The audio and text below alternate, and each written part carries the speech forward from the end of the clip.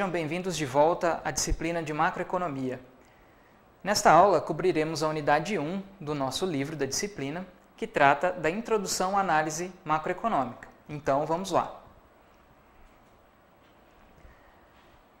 A unidade 1 trata dos seguintes tópicos: introdução à análise macroeconômica, a evolução da macroeconomia e os problemas e modelos macroeconômicos. A unidade 1 do livro vai das páginas 13 a 26 e a leitura é obrigatória. Então, retomando o nosso raciocínio, a macroeconomia estuda o comportamento dos agregados macroeconômicos, a economia como um todo, sendo as principais variáveis de interesse da macroeconomia, a variação dos níveis de preços. Esse é o agregado macroeconômico de interesse e nós medimos ele a partir da variável índice de preços. Então, ao longo do curso, nós veremos alguns exemplos de índices de preço. A variação desses índices de preço, eles medem a inflação, como que os preços variam em média, como um todo. Outros agregados de interesse são os níveis de emprego, que nós medimos a partir da taxa de desemprego, a variação dos bens e serviços produzidos em uma economia, que nós medimos a partir da taxa de crescimento econômico, a taxa de crescimento da economia. Nós vemos muitas vezes no telejornal, é o Produto Interno Bruto, é o PIB, é o nome da variável. Nós também estamos interessados em observar a variação nos padrões de vida, que nós observamos com as taxas de crescimento da produtividade. Como exemplo de variáveis macroeconômicas, a gente apresenta um panorama aqui para o Brasil, onde nós temos a taxa de crescimento do produto na primeira linha, taxa de inflação medida pelo índice de preços ao consumidor amplo na segunda linha e a taxa de desemprego na terceira linha. Observamos que entre 1980 e 1994 tivemos um crescimento médio do produto, ou seja, de tudo que é produzido no Brasil em bens e serviços, de 2,43% ao ano. Entre 95 e 2014, uma taxa de crescimento de 2,89%. Já em 2015 nós tivemos uma queda, então nós retrocedemos, reduziu a produção de bens e serviços no Brasil em 2015 em 3,8% com relação a 2014. Em 2016 nós tivemos outra retração e em 2017 a nossa expectativa é um crescimento de 1% em tudo que é produzido no Brasil. Só para comparar, para nós termos uma base, a China anda crescendo a uma taxa média de 7% ao ano. Então, o crescimento econômico é um dos problemas enfrentados hoje no Brasil. Como nós faremos para fazer com que o crescimento atinja níveis maiores? Então, a macroeconomia também nos ajuda a responder essas questões. Com relação à taxa de inflação, nós observamos que entre 80 e 94, olha a taxa média, 728,25%. Era a taxa média anual de inflação nesse período. Esse era um período de problema muito grande com a inflação, conhecido como período de hiperinflação na economia brasileira.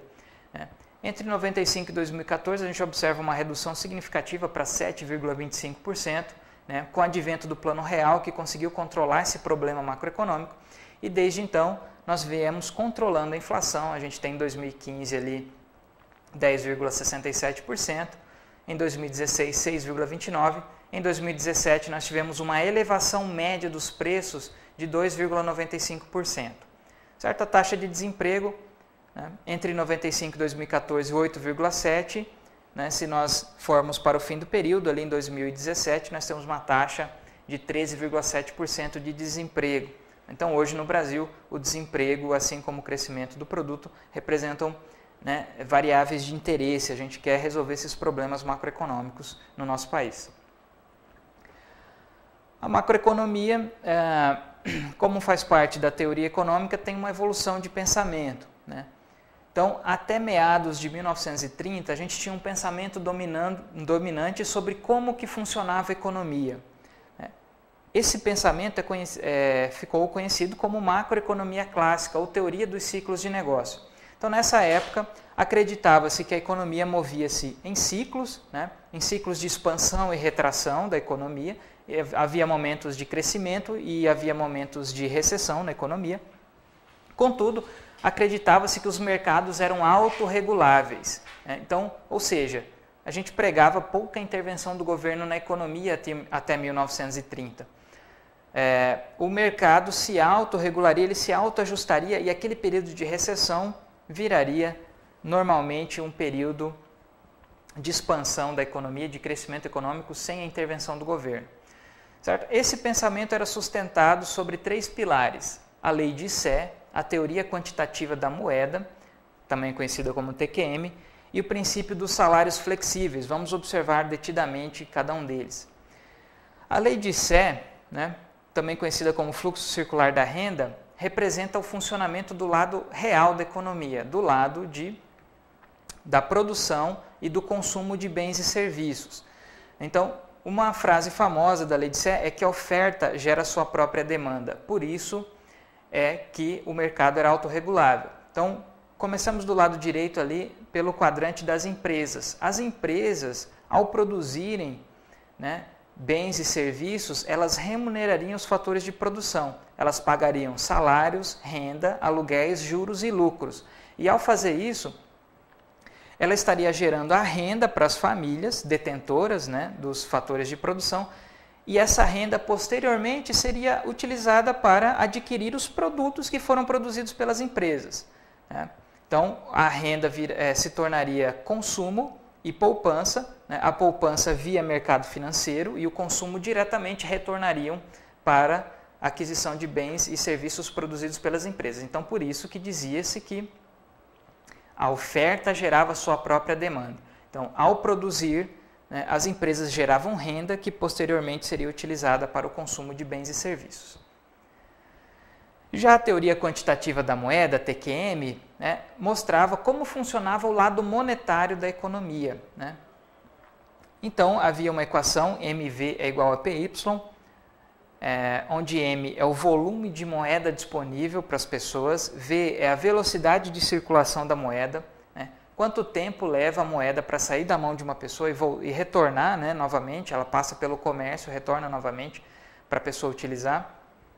P é o nível de preços, né, podemos chamar de inflação também. Y é o produto. Então, essa equação representava como que funcionava o lado monetário da economia. A moeda, ela serve, segundo o pensamento clássico, serviria apenas para facilitar as trocas entre bens e serviços. Então, V, a velocidade da moeda seria constante, Y não seria influenciado pela quantidade de moeda, Y, que é o produto da economia, o volume de bens e serviços que é produzido, também seria mais ou menos constante, não variaria significativamente de um ano para outro.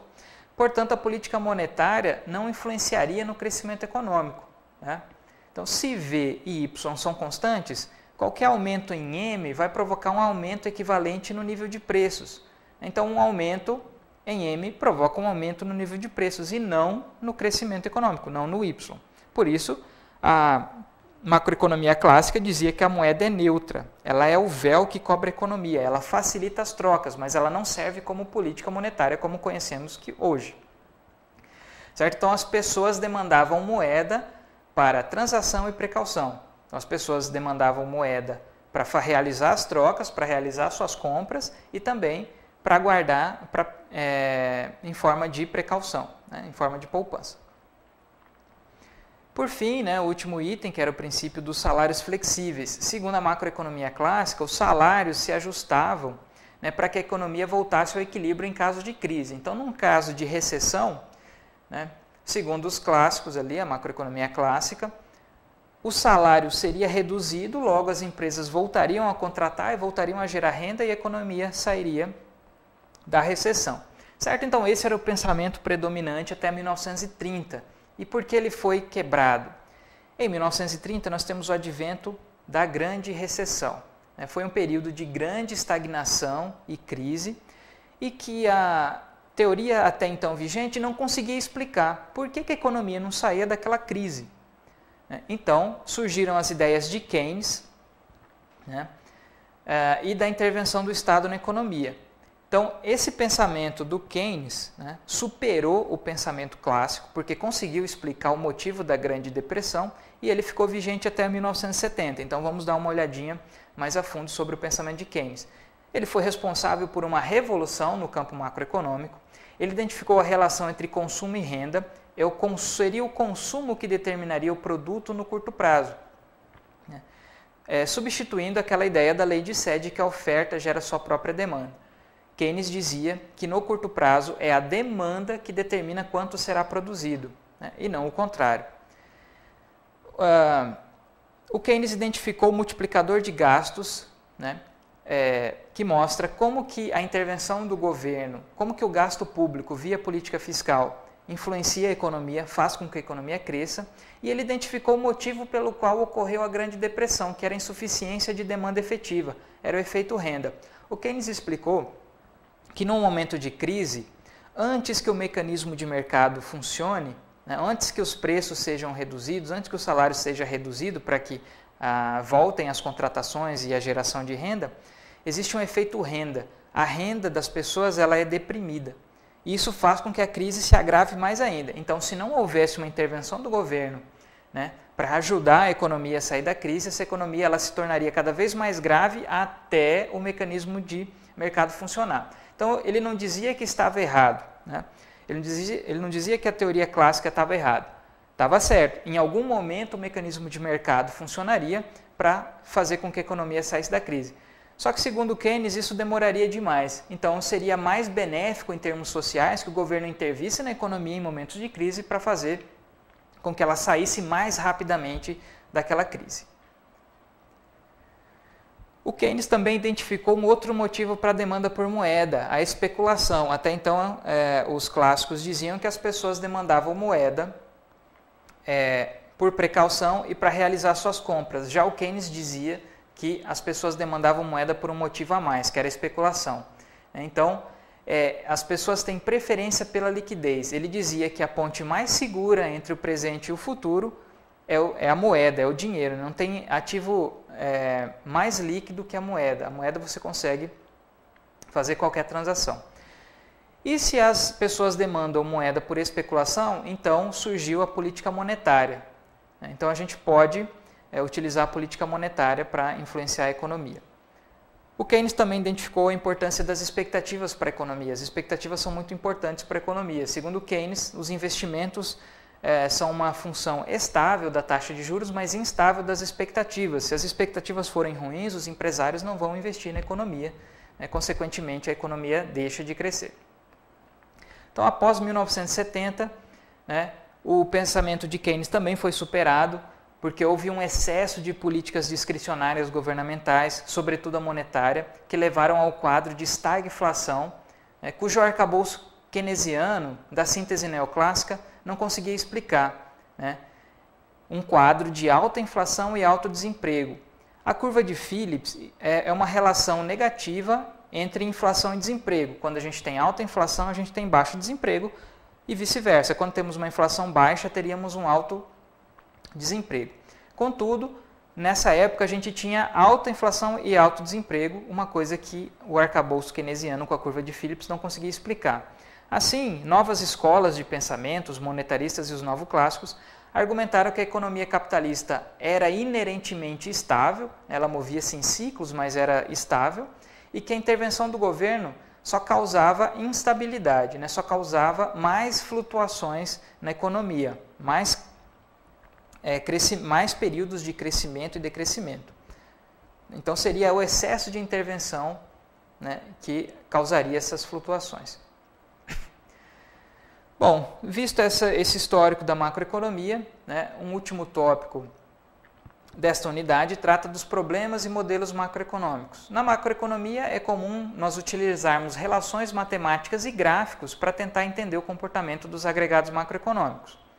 O objetivo disso é tornar a análise mais simples, ignorando a complexidade da realidade. Na unidade 3, nós voltaremos aos modelos macroeconômicos, onde a gente verá um modelo para a economia como um todo. Certo? Então, acessem o ambiente virtual de aprendizagem, leiam a unidade 1 e, em caso de dúvidas, não hesitem em solicitar aos tutores e ao professor que sanem suas dúvidas. Até logo!